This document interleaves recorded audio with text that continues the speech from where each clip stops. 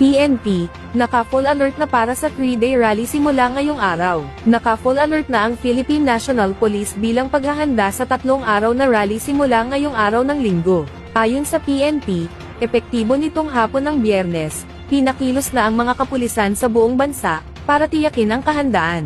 Kahapon, inisyal nang i-deploy ang ilang kapulisan at sa pagsisimula ng rally ngayong araw, nakaposisyon na ang buong puwersa ng PNP sa ground. Ipapakalat ang mga police unit sa mga estratehikong lokasyon sa Metro Manila na pagdarausan ng rally, habang ang mga regional office naman ng PNP sa bansa ay naatasan na paigtingin ang security operations sa kani-kanilang mga nasasakupan. Sa isang statement, inihayag ni PNP Chief Police Lieutenant General Jose Malencio Nartates Jr. na naka-activate na ang Comprehensive Security Plan, saklaw ang ground operations, pangangasiwa sa daloy ng trapiko, intelligence monitoring, emergency response kabilang ang maritime patrols. Binigyang diin naman ng PNP Chief na kanilang nirerespeto ang karapatan ng publiko na magsagawa ng mapayapang pagtitipon, subalit hinikayat din ang mga dadalo sa rally na sundin ang mga safety reminders at makipagtulungan sa kapulisan na nasa ground, upang mapanatili ang kalmado at mapayapang pagdaraos ng naturang rally.